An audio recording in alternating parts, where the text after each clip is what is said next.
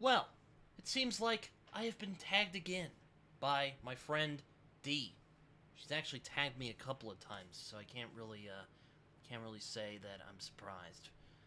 But this one I can definitely do. She did do one about adventure, which I don't know if I could do because I would probably just pick the same books. But I digress. Let's get into this.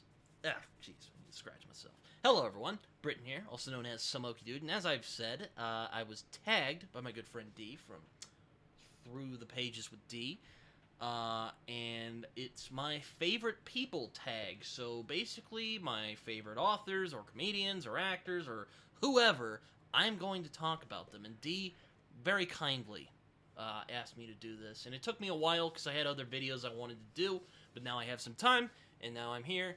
And not really much else to say. I guess we should get into it before too long. I will say though, I may not describe myself as eloquently as I do in some of my other videos. This is a bit more off the cuff. But there's people who like that, so I mean, I'm glad you do. I really don't know what else to say. I generally like to keep bullet points, but I feel here, I think I can carry it off the cuff. So, enough stalling. Let's get into it. So my first thing is favorite author, which is kind of hard. That was really hard, actually. I couldn't pick just one, so I picked three. Um, and you've probably heard me talk about these guys before, because I've mentioned there are three authors who kind of compete for my favorite author spot. And it's really hard to pick out of all three of them because I love them dearly, and it's really hard to kind of make up my mind on which one I love the most. Excuse me. But I really enjoy all of these authors a lot. So, yeah, I guess we'll get into it.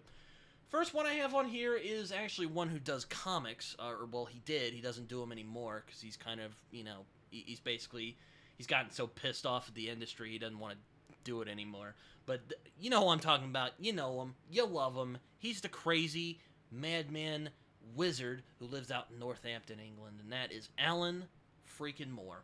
Alan Moore, for my money, one of the greatest, if not the greatest, comic book writer who has walked among us, and he is still alive today, and he's putting out so many great works. I love. He's put out such great works like Watchmen, V for Vendetta, Lost Girls, Promethea, Top 10, Supreme, Superman, Whatever Happened to the Man of Tomorrow, Superman for the Man Who Has Everything, Batman the Killing Joke, Swamp Thing run. I could go on. Alan Moore really changed the way I looked at comics, and it wasn't to the point where it wasn't him and like Robert Kirkman and like Brian K. Vaughan and like the guys at Image really showed me that comics weren't just superheroes. And don't get me wrong, I love superheroes, and I love what Alan Moore does with superheroes. I think a lot of his best work, even though he'll probably put a spell on me if I dare say it, but I think a lot of his best work is with superheroes because he has such interesting views on what superheroes could do, what they are possibly capable of, and how he plays with the genre. He does it a lot with Watchmen. He does it in Swamp Thing.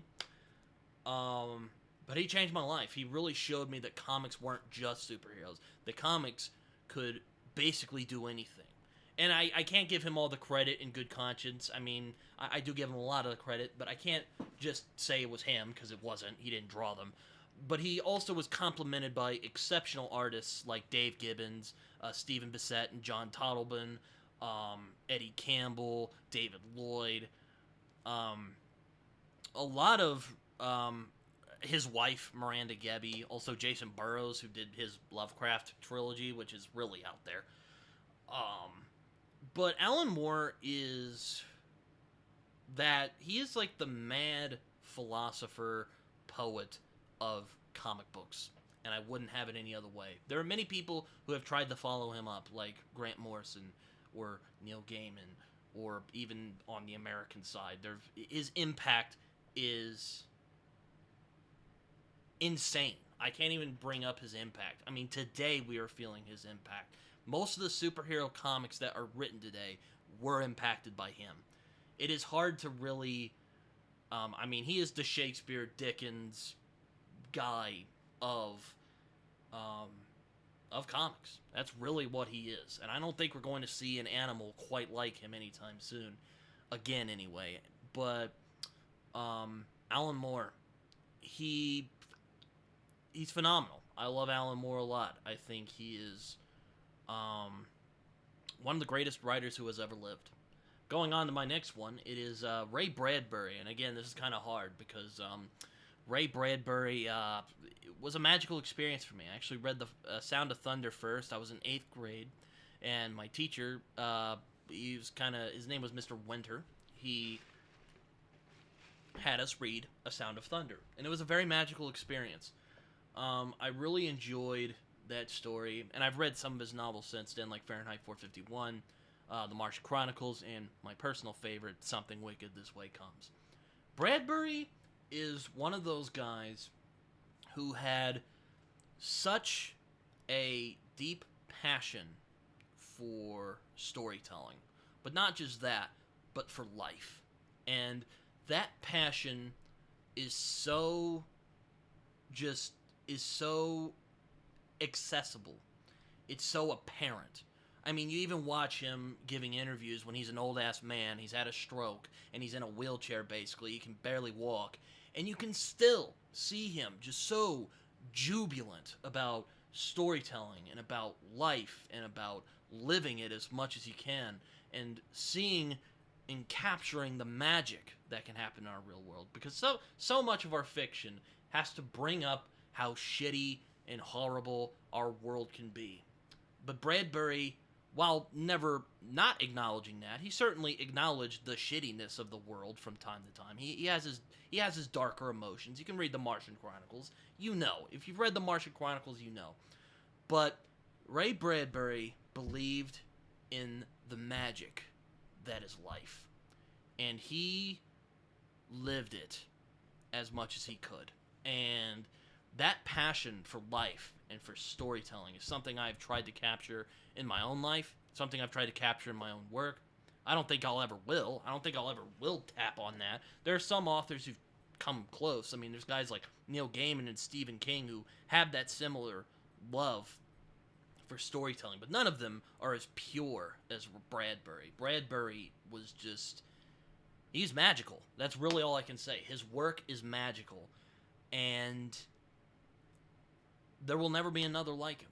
And I wish I could just have a little bit of that passion and that jubilance that he had, even when he was old and he was facing death's door and he was basically in a wheelchair. You can watch it. There's interviews of him on the internet. You can watch him, old-ass man. He is still that young boy who loves dinosaurs and was told by that magician, you will live forever. And he did. And for my money, he will live forever.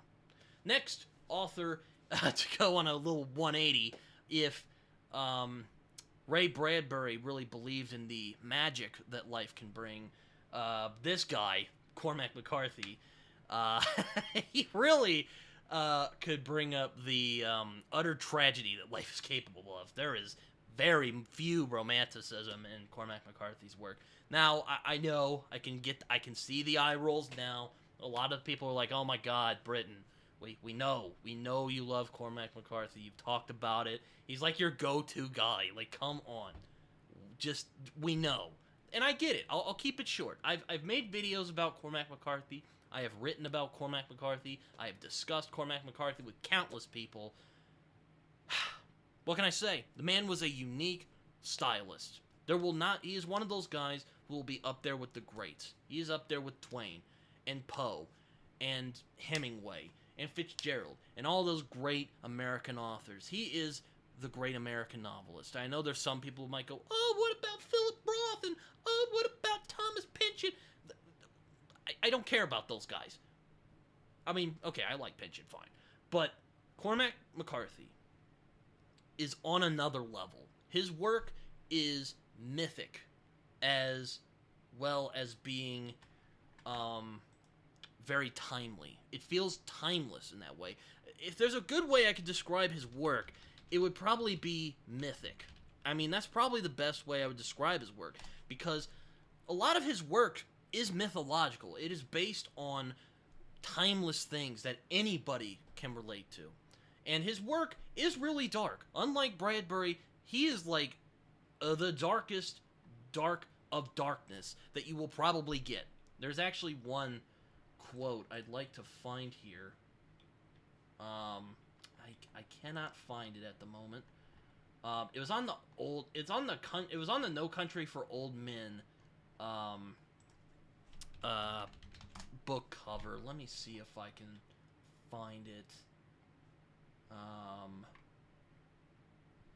Here it is. Which I think sums up his work really well.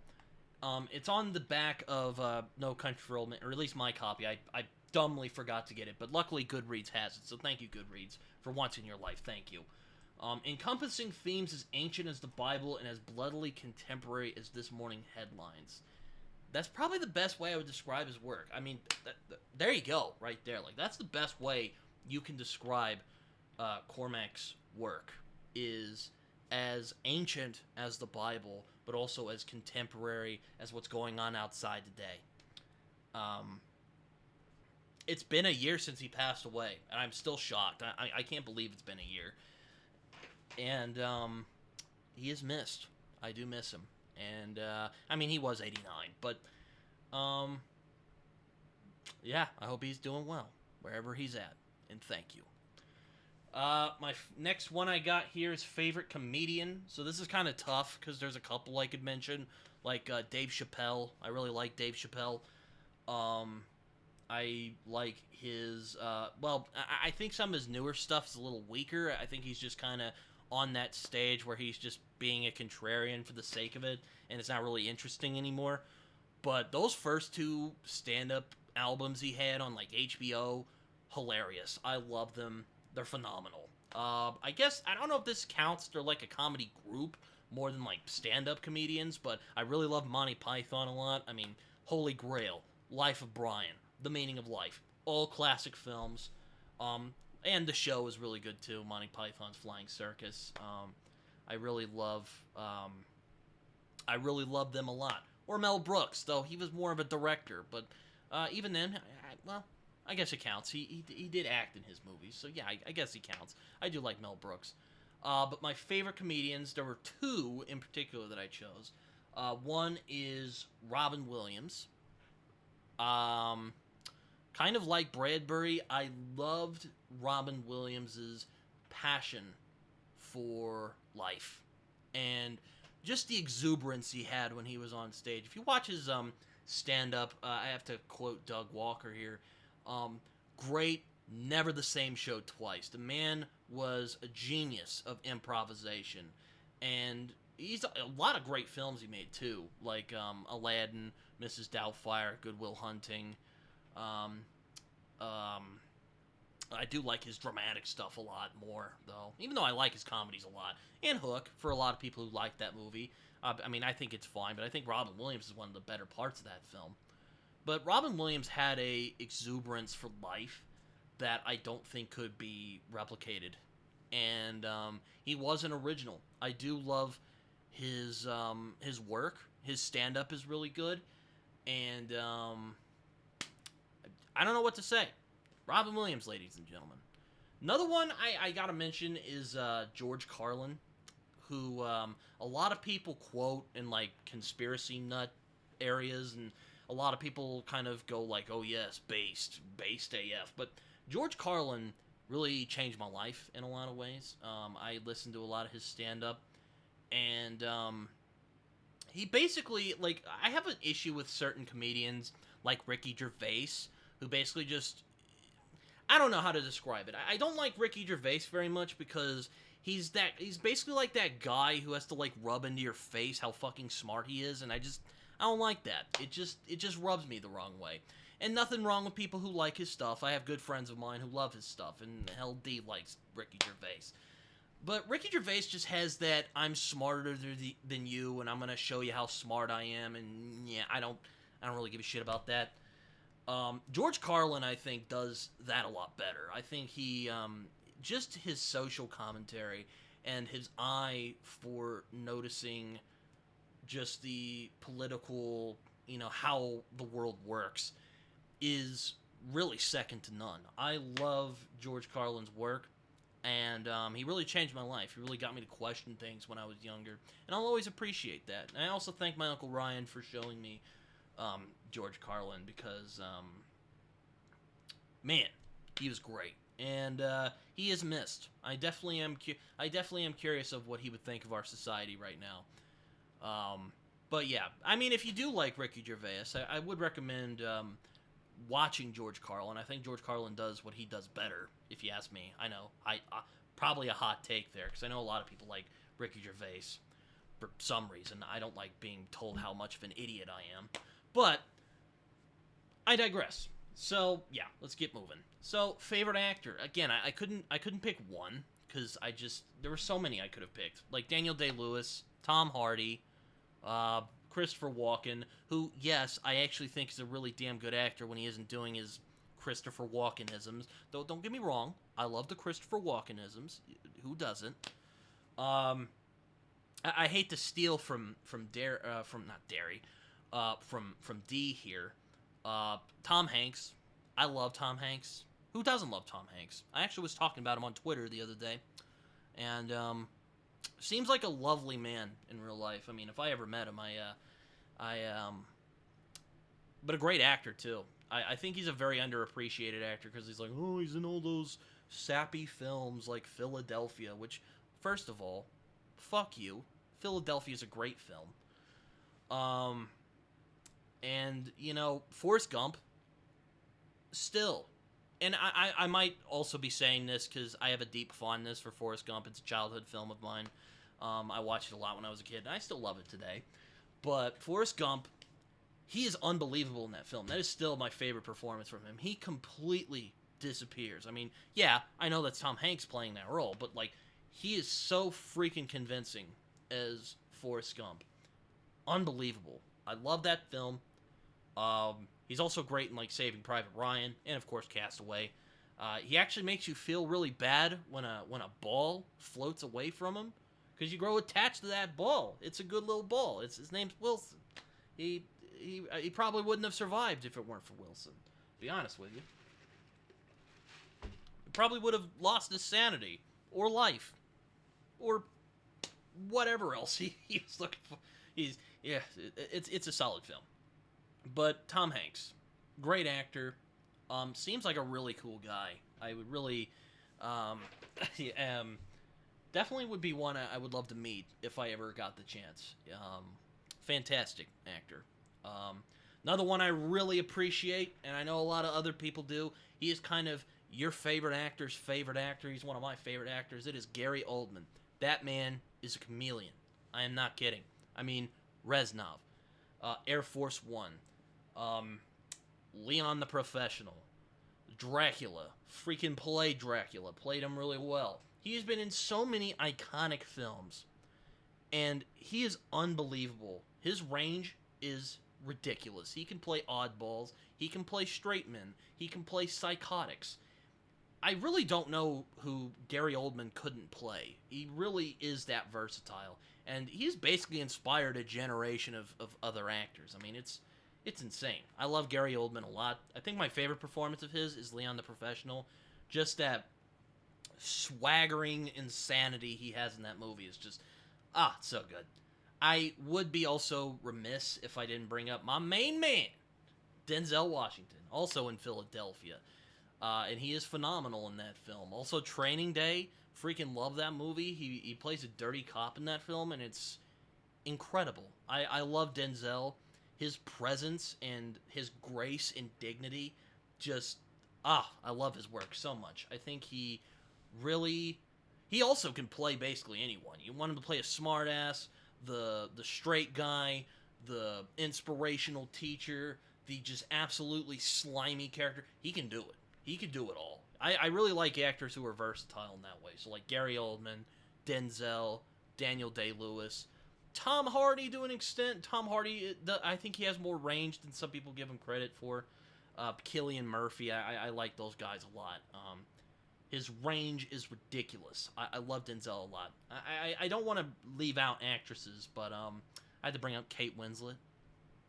Not just because I find her extremely attractive, but she's also a great actress in her own right. I mean, yeah, I know a lot of people are like, "Oh, Titanic," and um, you know, whatnot. But I think she's always very strong in the films that I see.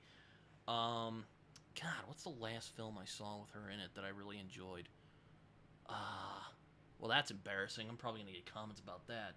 But Kate Winslet, every time I see her in a film, I always enjoy it. I love watching her. I think she's very strong. Well, Eternal Sunshine of the Spotless Mind. That's a film. She's great in that movie. I forgot all about that film. How did I forget about that movie? I digress. Kate Winslet, though, great actress. I mean, there's others I can mention, like Anne Hathaway, who is also extremely attractive, but she's also a great actress. But yeah, yeah, those are my favorite actors, at least so far. There's dozens I left out, and it was really hard to. So yeah. Favorite political figure. This was kind of tough, to be honest with you, because like there's a couple of people I could mention. D mentioned Winston Churchill, and I was like, damn it, I don't want to bring up Winston Churchill, because I mean I do admire Winston Churchill. I mean I won't pretend he did everything right. I'm looking at you, Raph. But I can see all the people coming in like, he wasn't perfect. But no, like, I do like Winston Churchill. But I left him out because D already brought him up and kind of summed him up in a way that I thought was fine. That I thought, like, okay, yeah, she did good. I'll bring up Abraham Lincoln. He's probably my favorite president of the United States.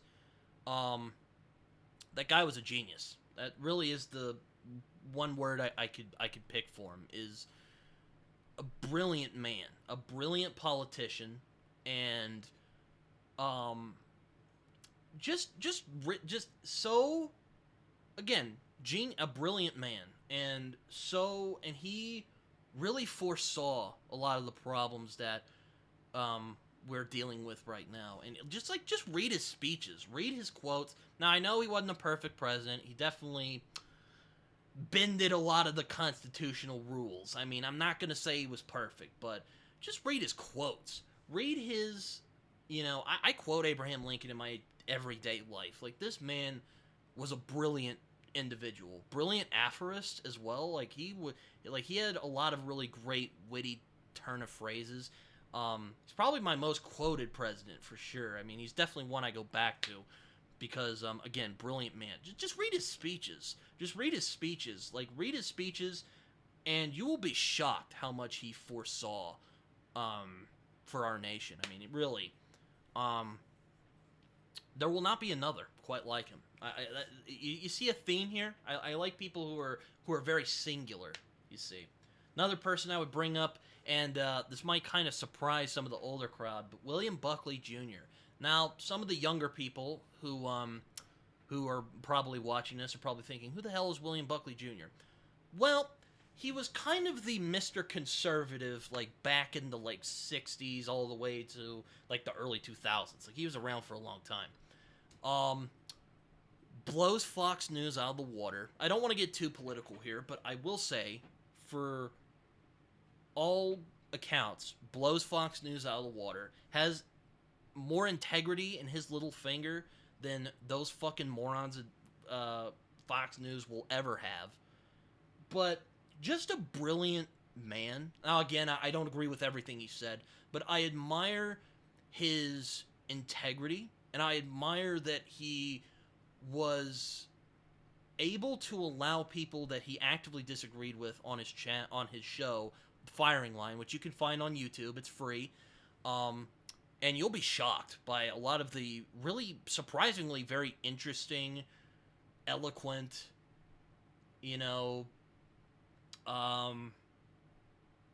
just really insightful conversations about stuff that's going on in our country.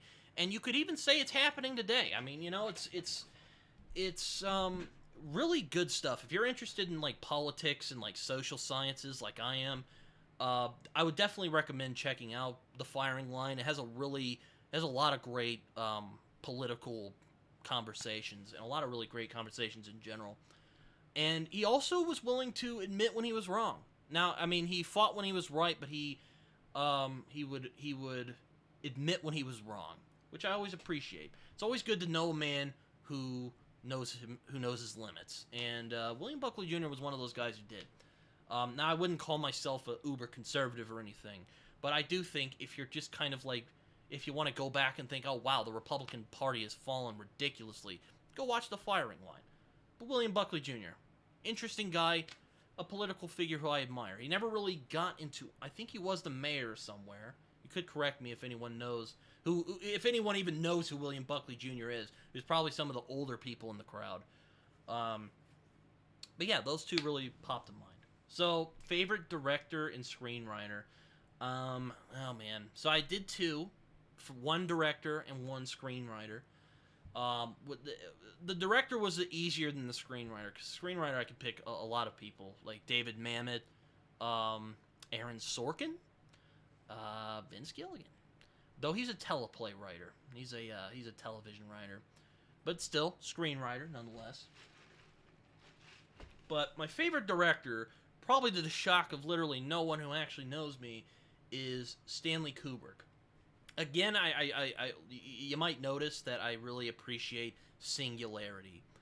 And no one really exemplifies that than Stanley Kubrick. Stanley Kubrick was a jack of all trades. Every genre he played in his movies, whether it be sci-fi, horror, war film, he mastered them all. I don't think any of his films that I have seen are bad by any means. Like, there's some I like lesser than others. But most of the films I have seen from him, I have either really enjoyed or loved. And I think he is one of the greatest artists who has ever lived. I'm not even kidding. And I think most people would agree. Now, well, I don't want to make assumptions, but I think a lot of people would agree with that. I don't think I'll get a lot of pushback for saying Stanley Kubrick is one of the greatest artists who ever lived. Greatest film director for my money. I love Stanley Kubrick a lot. I love how he shoots his films. I love how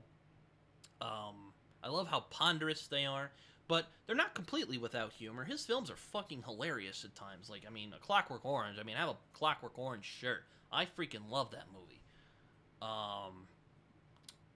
Though I don't recommend it, watching that on a date night, though. It's, not really a one I recommend to watch if you're going on a date. But, great film nonetheless. All of his films are really good, and I love the artistry of his films. And it's really hard to describe it, but he's great. Favorite screenwriter? He is also a director, but I put him on the screenwriter because I mainly think of him as a writer more than a director, and that's Charlie Kaufman. Eternal Sunshine of the Spotless Mind that I brought up earlier. He wrote A Mona Lisa, which is a phenomenal movie, very underrated. He also wrote Being John Malkovich, which I haven't seen, and also Cinedoche, New York, which I have not seen either. And Adaptation, which I haven't seen. But the films I have seen from Charlie Kaufman, phenomenal. I love how he does surrealism. I really love that he's this kind of weird, surrealist kind of writer, especially in A Mona Lisa. And I love how he's very Kafka-esque, if that makes sense. Very much in that Kafka, that surrealism, but also with the mundanity, and he puts it together. Very Philip K. Dick, even at times. And you guys know, I love me some Philip K. Dick. That sounded kind of weird, but you know what I mean. But, Charlie Kaufman, I think, is a brilliant dramatist, and,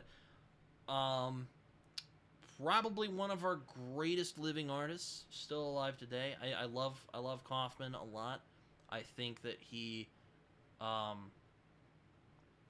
definitely needs more love. I mean, I think he's a phenomenal writer. And also a really good director, too. I mean, A Mona Lisa is phenomenal. I freaking love that movie. Yeah, check him out. He's great. I love Charlie Kaufman. Though, Aaron Sorkin comes very, very close, because I love his dialogue. Favorite new discovery?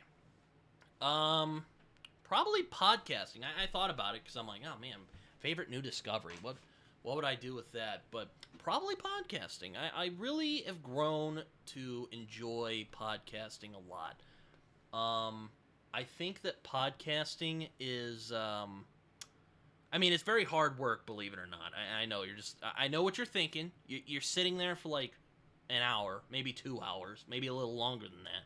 What can be so hard about that? It takes a lot out of you. You have to take a lot of mental energy to do it. You got to sit there for like 3 hours, and I mean, or not 3 hours. I have almost gone that long, but I've discovered that I really enjoy talking to people and hearing their perspectives. I mean, I've always liked doing that, but I really enjoy putting them out there. It's kind of why my favorite videos I do on my channel are the collaborations I do with other people, because I like hearing from other people. I like hearing their perspectives. I may disagree. I may not agree with them always. I may even butt heads with them from time to time. Jason.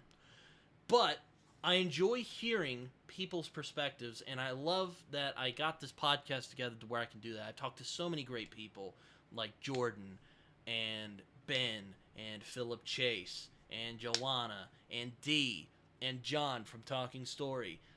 Bookborn listened to me for 2 hours and like 10 minutes, and she didn't get bored or tell me to I have to go away, I have other things to do. She actually listened to me babble on for 2 hours. Well, it was more of a conversation, but I'm shocked she let me talk to her for that long. Like, it's a miracle, people. But I've met so many interesting people. I've had so many great, insightful, interesting conversations with a lot of great, interesting people. And I am so glad that I have been given the opportunity to do just that, because I really like podcasting, actually. I need to get back into it because I've been busy the last couple weeks. But I'm making do. Favorite musician / singer. This was tough, guys. I had to. Well, actually, I thought about it for a minute, and then it became easy. It was tough at first, but my favorite singer of all time is Frank Sinatra. Who, I don't know if you can see that, I have a picture of the Rat Pack that my grandmother gave to me. So thank you, Granny. If you ever watch this, she probably won't, but I love Frank Sinatra. I really love old. I just love old standard songs. So like, I like Bobby Darin and Dean Martin and like a lot of those guys. I love those guys. Frank Sinatra. I love his voice. I love the class that he brought. I mean, my God, that dude was just class incarnate. I love that man. And really, he was a brilliant entertainer. I think he, I mean, yeah, you could definitely mention guys like Elvis and Michael Jackson, and like he was them like back in the day. But I love his like silky smooth voice. It's like drinking a good bit of whiskey. I sit down and just have a good drink, and I just listen to some of his music, and I'm like, yes, that's good. But Frank Sinatra, I love him a lot. I've actually covered some of his songs, believe it or not. I am not giving you a performance here. Maybe someday I'll sing for you guys, but Frank Sinatra, love him a lot. I think he's a great singer. And from all accounts, was a really interesting man as well. I mean, he wasn't perfect, nobody is, but just a great man, at least in my opinion. Well, he is at least a great singer, so you can't nitpick that, fucking audience. Anyway, moving on. Favorite inspirational person. Now, this was hard, because there was a lot of people I could have brought up. And I do have two I think are worth mentioning. And the first one might catch you off surprise a little bit, but Mr. Rogers. Now, I know what you guys are thinking. Really? Like, Mr. Rogers? Are you serious? Yes, I am being 100% serious. Now, I'll admit, I didn't watch a lot of Mr. Rogers growing up. And I'll admit, I'm not even the most familiar with Mr. Rogers, but just, I've read a lot about him, and I've seen him do, like, certain things. Like, I've seen him, well, not seen him, I've seen videos of him, like, talking in Congress, and just him kind of discussing his views about educating children. And from all accounts, he really was that guy who was on the screen. He really was that man. And I'm one of those people, as much as I, bemoan the state of the world, or as much as I love dark, depraved shit, there's something about Mr. Rogers' sincerity and his calls for kindness and decency and, well, just being kind to other people. I think it's a beautiful message, and I think more people need to listen to it. And I really admire that from Mr. Rogers. He really is one of those guys who spent his life making the world a better place. And I think if we acted more like Mr. Rogers, I think we would all live in a much better world than we're in right now. Second person, which is kind of a weird 180. Well, not a 180, but just kind of a weird kind of other person, Bob Marley. I do like his music, and a lot of people kind of know him as the smoke weed dude who smokes weed, and they made a movie about him recently, but I think there's a lot more to him than that. My favorite story of Bob Marley is when he suffered through an assassination attempt. He suffered through an assassination attempt in the 70s. He was about to do a concert called Smile Jamaica. Got shot in the chest, I think. He would have died if he had exhaled, if I recall correctly. Could have died. He didn't. And by the grace of God or Buddha or karma or whatever you guys believe in, he survived. You know, no one would have blamed him if he had just been like, you know, I'm going to opt out I'm going to recover from this. I'm going to opt out. It'll be fine. No. This guy freaking goes up there, they're like, and he's like, I'm going to do the concert. I'm going to do the concert. And they ask him, Bob, why are you doing the concert? And he goes, the guys who tried to kill me are not going to stop trying to make the world a worse place. How can I stop? Well, trying to make the world a better place. I don't know why. Just that intense, that strength and that integrity that he showed, I really admire it a lot. And again, I think if more people were as brave and as strong as Bob Marley is, again, I think we would live in a better world than we're in right now. I also love my parents. I have to bring them up because Dee brought up her daughters. I love my parents a lot. We may not always see eye to eye. I mean, who does? With anybody. But they never gave up on me.